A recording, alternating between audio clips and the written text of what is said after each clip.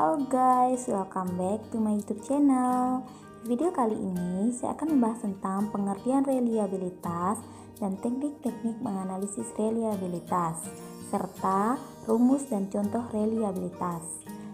Oke, sebelum saya lanjut jangan lupa untuk subscribe, like, comment, and share.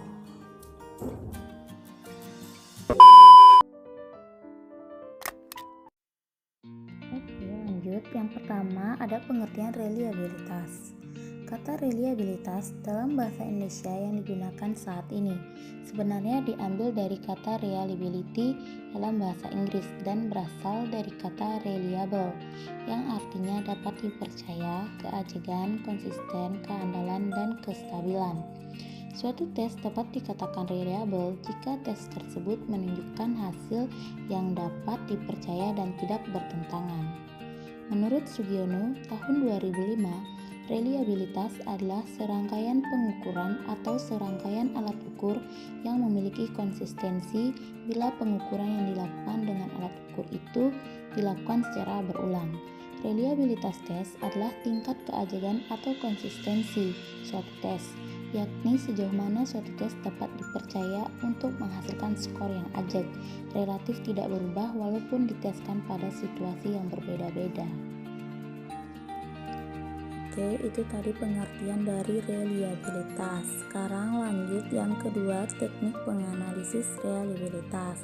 Tekniknya di sini ada 3. Yang pertama, teknik pengukuran ulang, ialah pengetesan 2 kali dengan menggunakan suatu tes yang sama pada waktu yang berbeda. Teknik yang kedua yaitu teknik belah 2, ialah pengetesan atau pengukuran yang dilakukan dengan 2 kelompok item yang setara pada saat yang sama. Dan teknik yang ketiga yaitu teknik paralel atau bentuk ekuivalen, ialah pengetesan atau pengukuran yang dilakukan dengan menggunakan 2 tes yang dibuat setara kemudian diberikan kepada responden atau objek tes dalam waktu yang bersamaan. Oke, lanjut untuk rumus reliabilitas tes. Untuk rumusnya mungkin bisa dilihat pada gambar. Di situ ada 9 rumus. Yang pertama itu ada rumus Firman-Brown, dan yang kedua ada rumus KR20, dan yang ketiga rumus KR21, dan yang keempat rumus Hoyt, dan yang kelima rumus alpha konjugat,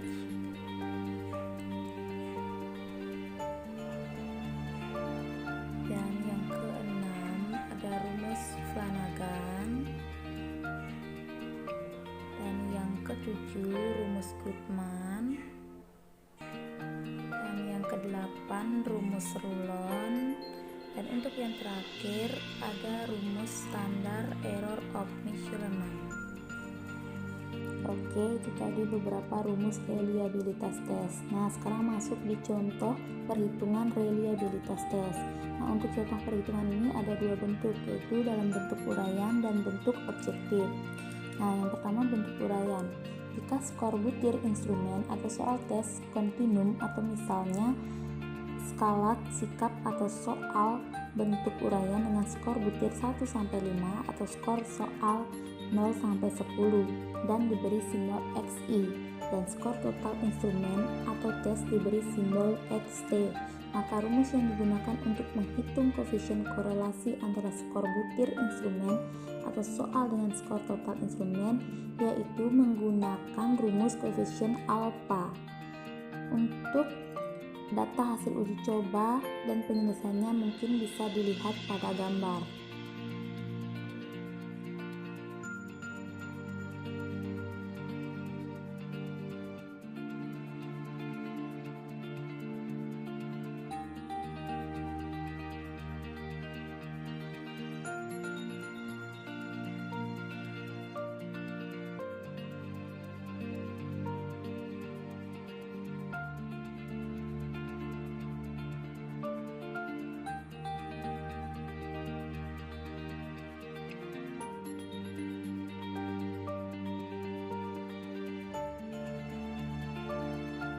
Dan untuk bentuk objektif yaitu jika skor butir soal di kontinum atau misalnya soal bentuk objektif dengan skor butir soal 0 atau 1, maka kita menggunakan koefisien korelasi biserial, dan rumus yang digunakan untuk menghitung koefisien korelasi biserial antara skor butir soal dengan skor total tes yaitu menggunakan rumus KR20. Nah, untuk data hasil uji coba dan penyelesaiannya mungkin bisa dilihat juga pada gambar.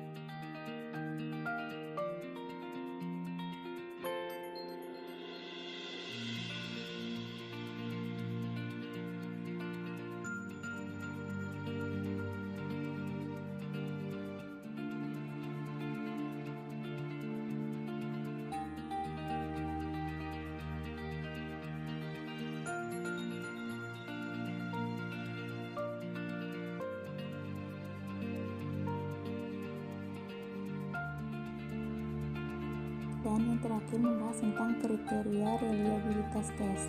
Nah, untuk mengetahui kriteria ini bisa kita lihat dari besarnya reliabilitas tes. Yang pertama itu ada 0,800 sampai 1,00 itu termasuk kriteria sangat tinggi. Dan yang kedua 0,600 sampai 0,800 termasuk kriteria tinggi. Dan yang ketiga 0,400 sampai 0,600 termasuk kriteria cukup. Dan yang keempat 0,200 sampai 0,400 termasuk kriteria sedang. Dan yang kelima 0,00 sampai 0,200 termasuk kriteria sangat rendah. Oke, itu tadi beberapa yang dapat saya jelaskan dari materi reliabilitas. Mohon maaf bila ada salah kata. Saya ucapkan terima kasih. Bye bye.